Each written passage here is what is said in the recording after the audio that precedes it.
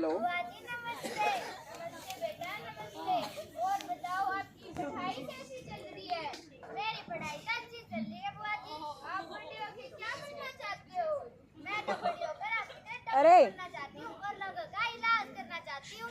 Very good, बहुत अच्छा, तुम डॉक्टर बनना चाहती हो। लेकिन बेटा मैं तो पेड़ पौधों की डॉक्टर हूँ। पेड़ पौधों की डॉक्टर? बुआ जी क्या हमारी तरह पेड़ पौधों के पेट में दर्द होता है?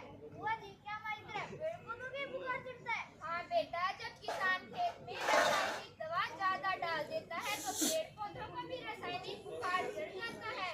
बुआ जी फिर आप उन्हें थर्मामीटर लगा दिया, फिर ट्रैक्टर मीटर? अरे नहीं नहीं बेटा, हम पहले मिट्टी का टेस्ट करते हैं, रिपोर्ट देखते हैं और फिर कहते हैं इस खेत को चाहिए थोड़ी चुटकी थेरेपी और गोबर का सिरप। वाह बुआ जी, आप तो खेत को विटामिन डी और दूध वाला टॉनिक देते हो। सही कहा बेटा, पर याद रखना खेती का डॉक्टर धरती को ठीक करता है ताकि इंसानों का डॉक्टर कम काम करे। बुआ जी अब तो मैं भी बड़ी हो गई, खेती का डॉक्टर बनूंगी। परंतु बुआ जी तब तो मुझे मिट्टी सूखनी पड़ेगी। हाँ बेटा, पर घबराना मत, ये खुशबू ही धरती का परफ्यूम होती है। अरे शैतान, क्यों अपनी बुआ जी के कान खा रही है? जा जाके कपड़े बदल ले। बाय बाय बुआ जी। बाय बाय बेटा। हाय बेटी, क्यों बता, चाय पीवेगी गिलासी? अरे मौसी जी, चाय तो सारा दिन पीती, आप एक गिलास लस्सी मंगवा दो। हाँ हाँ इपे मंगवाऊं। ए बिरजू की बहू, जीरार काली मिर्च घेर का एक लस्सी का गिलास लाइए। मेरी डॉक्टर बेटी आ रही है, मेरी लाडो बेटी आ रही है। Thank you sir. भाभी जी नमस्ते। नमस्ते। मौसी जी बिरजू भैया फांसी लगाकर अपनी जान देने की कोशिश क्या कर रहे हैं। क्या देवर जी, आप भी मजाक करते रहते हैं, भी कोई मजाक करने का समय है? नहीं भाभी जी, मैं मजाक नहीं कर रहा, बिरजू भैया सच में फांसी लगा रहे हैं। क्या? कहाँ है बिरजू, कहाँ है?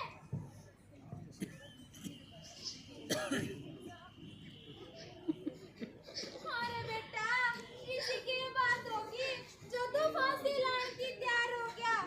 इसी के बात है बेटा, तेरी माँ ने बता। अरे बिरजू भैया ऐसा क्या हुआ जो आप इतना बड़ा कदम उठा रहे हो? क्या बताऊं बहन, मैं पिछले 5 सालों से खेतों में जी तोड़ मेहनत कर रहा हूँ, लेकिन हर बार फसल बर्बाद हो जाती है, कर्जा बढ़ता जाता है, साहूकार हर रोज पैसे के लिए धमकियां देता है। कहाँ से लाऊंगा इतना पैसा बहन? अब मरने के अलावा कोई चारा भी तो नहीं है बहन। अब मरूं नहीं तो क्या करूं मैं? क्या करूं मैं?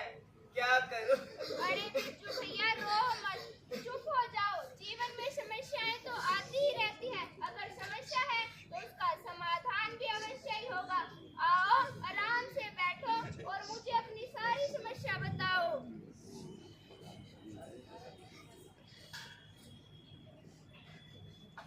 हाँ तो बिरजू भैया अब बताओ, आप इतना बड़ा कदम क्यों उठा रहे थे? क्या बताऊं बहन, कभी तो बारिश इतनी हो जाती है कि बाढ़ आ जाती है और फसलें डूब जाती है, और कभी कभी तो इतना भयंकर अकाल पड़ता है कि फसलें सूख ही जाती है। अच्छा ये बात है। देखो भाई, बारिश का आना या ना आना तो हमारे हाथ में नहीं है, लेकिन पानी का सही तरीके से उपयोग करना हमारे हाथ में है। आप सिंचाई की आधुनिक विधियां क्यों नहीं अपनाते?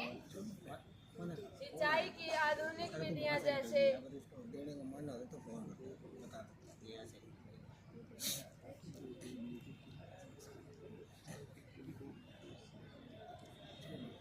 बूंद बूंद सिंचाई,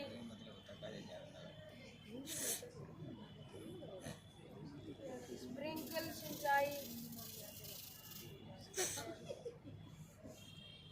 आदि का प्रयोग कर हम खेत में पानी की खपत को 75% तक कम कर सकते हैं। अरे बहन, तुम्हें तो पता ही है कि ये सारे उपकरण बिजली पर चलते हैं, और गांव में बिजली खास तुम्हें पता ही है। अब आई कभी गई। अरे बिरजू भैया, आप कौन सी दुनिया में जी रहे हो? सोलर पैनल का जमाना है और सरकार किसानों को सोलर पैनल पर सब्सिडी भी दे रही है।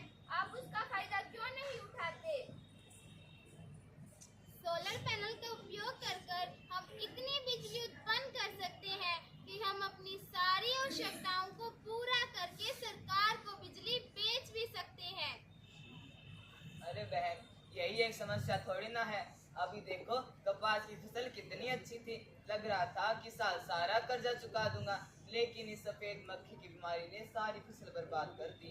अरे बिरजू भैया, निराश क्यों होते हो? इंसानों की तरह फसलों में भी बीमारियां आना संभावित है और इनका इलाज भी तो है। फसलों की बीमारियों को दूर करने के लिए जैविक और अजैविक दोनों तरीके अपनाए जाते हैं। जैविक तरीकों में हम अपने खेतों में मोर और मुर्गी पालकर फसलों के कीट पतंगे नियंत्रित कर सकते हैं।